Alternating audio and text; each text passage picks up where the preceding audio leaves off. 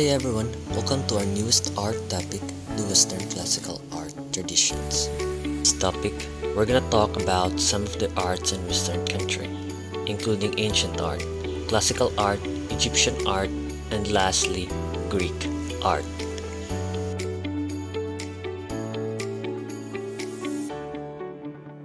But before we tackle or discuss those arts, let's go first the country that belong to the Western country. And here are some of those countries. First is Germany, France, Belgium, Spain, and so on. People who lived thousands and thousands of years ago used pictures instead of words to tell a story or send a message, and those art are so-called the ancient art.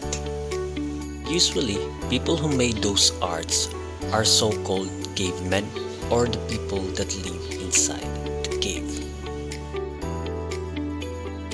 When we say classical art, all art forms or music that was made in the years 1750 to 1820, and it can be considered or it can be called as a classical art.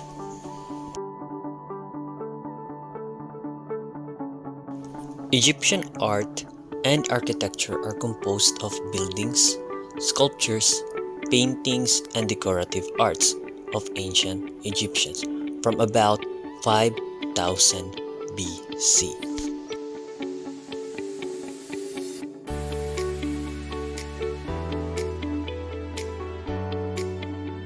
And one of the most famous architecture of Egyptian people are the so-called Pyramid of Giza. Pyramid of Giza, guys, is almost 136 meter or 446 feet in height and were built without the use of cranes, pulleys, or lifting tackle. Next is the Egyptian hieroglyphs, were the formal writing system used in ancient Egypt, used for writing Egyptian language. The last one is the seated stone figure of the Egyptian king Khafre. It was enthroned, was carved from solid block of diorite, the hardest stone available at that time.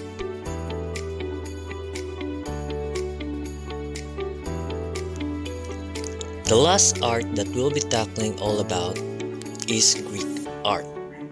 Architecture, paintings, sculptures, and decorative arts that were produced in ancient Greece from about 1050 BC to 31 BC make up what is known as the Greek artistic legacy.